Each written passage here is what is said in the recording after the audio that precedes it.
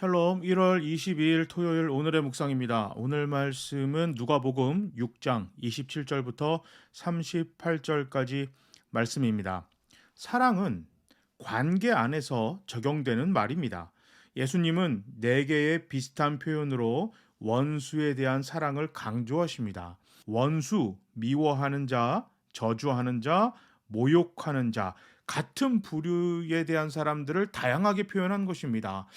예수님께서 어제 말씀하셨던 부자들, 배부른 자들, 항상 웃는 사람들, 세상에 칭찬 듣는 명성 있는 자들, 다른 사람들을 배려하지 않고 다른 사람들을 착취하고 주변에 있는 사람들을 어렵게 만든 사람들을 뜻합니다. 로마와 손을 잡고 부정을 저지르면서 자신의 부와 명성을 쌓아가는 사람들을 말하는 것입니다.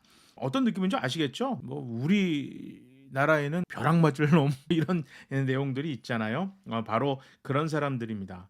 그런 사람들에 대해서 사랑하고 선대하고 축복하고 기도하라고 예수님께서 말씀하십니다. 이것이 제자의 태도라고 주님께서 말씀하십니다. 그리고 29절 30절에 누가 내 뺨을 때려거든 다른 뺨도 돌려대라.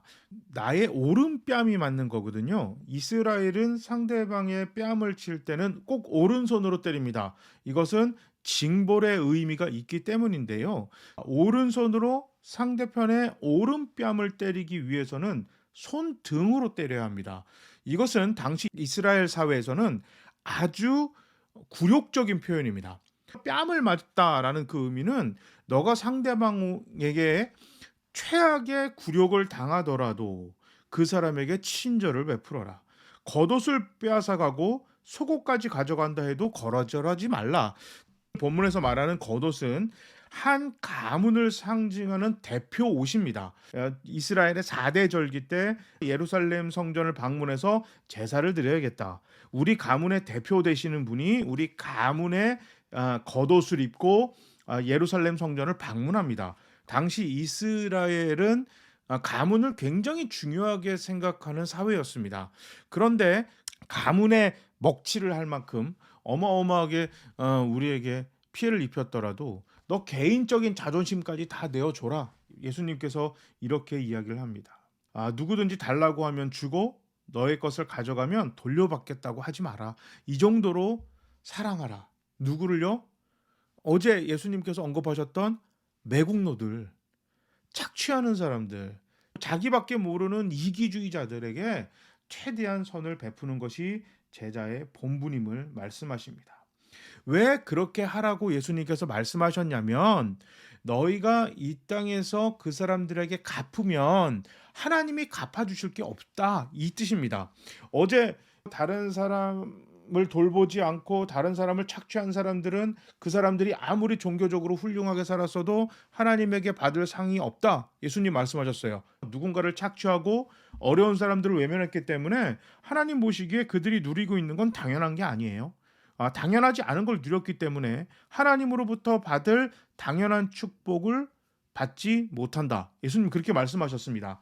오늘 그와 마찬가지로 우리가 이 땅에서 누군가에게 원수를 갚으면 이미 그의 잘못에 대한 대가를 치렀기 때문에 하나님이 그에 대한 벌을 주지 못한다. 예수님께서 그 말씀을 하셨어요. 오늘 예수님께서 하시는 말씀은 어떻게 보면 굉장히 무서운 말입니다.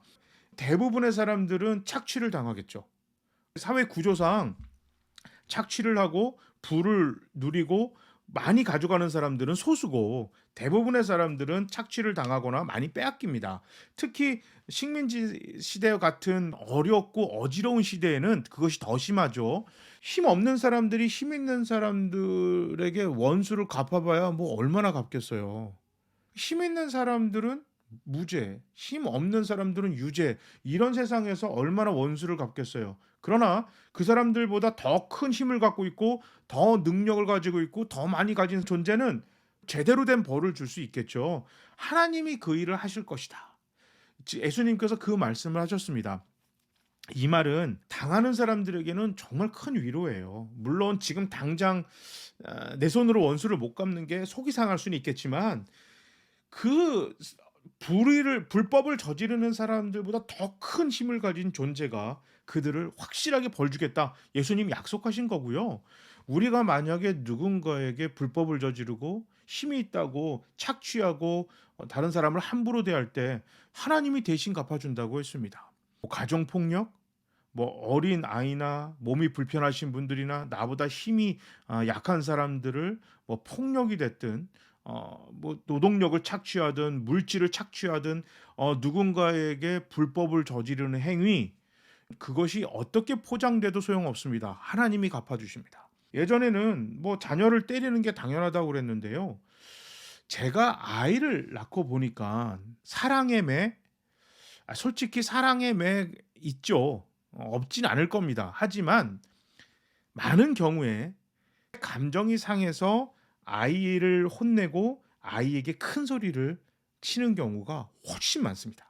아이를 혼낼 때 굳이 매를 대거나 소리를 버럭버럭 지를 필요가 없어요. 저는 아이를 한 번도 때려본 적은 없는데 아이에게 소리를 지를 때, 내 목소리 볼륨이 높아질 때는요, 제 감정이 이미 상했을 때가 대부분입니다. 아니 거의 전부였던 것 같아요. 아이를 잘 되기 위해서 내가 때리고 벌을 준다. 다시 한번 말씀드리지만 없지는 않겠지만 그것보다 부모의 감정이 상했거나 선생의 감정이 많이 상한 상태에서 벌을 주는 경우가 허다합니다. 이거는 여러분 폭력입니다.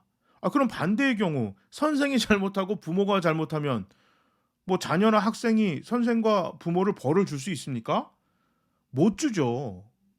그럼 어떻게 되겠어요? 하나님께서 대신 갚아준다는 겁니다. 누군가를 하나님이 기뻐하지 않는 방법으로 착취하고 괴롭히고 힘을 쓰고 이기주의적인 태도를 취했느냐? 그렇다면 그것은 하나님이 갚아주시겠다. 오늘 예수님 그렇게 말씀하시는 거예요. 이거 진짜 무서운 얘기입니다. 여러분 절대 내가 좀 힘이 세다고, 내가 많이 가졌다고, 내가 높은 위치에 있다고 함부로 이야기하고 함부로 말해서는 절대 안 됩니다. 인종차별, 남녀차별, 지역차별, 이거 정말 하나님께서 물으실 겁니다. 지금이라도 회개하셔야 돼요. 하나님께서 꼭 물으실 겁니다. 내가 창조하고 내가 만들었고 내가 너무너무 사랑해서 십자가에 죽을 만큼 사랑했던 저 사람들을 네가 뭔데 함부로 평가하고 판단하느냐라고 정말 무섭게 질문하실 거예요. 여러분 안 무서우세요? 전 정말 무섭습니다. 아이를 훈육할 때 제가 갑자기 화가 나고 막 이럴 때가 있어요. 그럴 때 머릿속으로 계속해서 주문처럼 외우는 게 있습니다. 하나님, 저 아이는 하나님의 아들입니다. 하나님 겁니다. 내 거 아닙니다. 하나님 겁니다. 계속 그걸 주문을 외웁니다. 제가 화나면 화날수록 더 빨리 와요. 왜냐면 내 게 아니고 하나님 건데 내 마음대로 막 소리 지르고 막 화내고 해서 상처 주고 엇나가게 할 수 있는 거잖아요. 여러분 절대 그러면 안 됩니다. 하나님이 대신 갚아주신다. 그리고 원수를 갚지 말고 사랑으로 대하라. 이것도 하나님께서 우리가 사랑으로 대한 것을 하나님이 다 우리에게 갚아주실 겁니다. 원수를 사랑한 만큼 하나님은 그 사랑보다 더 크게 우리를 축복하실 것이고, 누군가를 원수처럼 대할 때 그것을 하나님께서 저울로 재셔서 갚아주신다. 오늘 예수님께서 말씀하신 이 말씀 꼭 기억합시다. 제가 한번 기도하겠습니다. 하나님, 원수를 사랑하는 것 정말 어렵습니다. 그러나 주님께서 하라고 명령하셨습니다. 우리의 힘과 능력으로는 참 어렵습니다. 솔직히 너무너무 힘듭니다. 성령님 도와주셔서 우리 교회와 우리 모두의 마음에 예수님의 마음, 예수님의 사랑이 흘러넘치도록 도와주시옵소서. 예수님의 이름으로 기도합니다. 아멘. 여러분 주말 잘 보내시고 주일날 교회에서 온라인에서 뵙겠습니다. 모두 샬롬.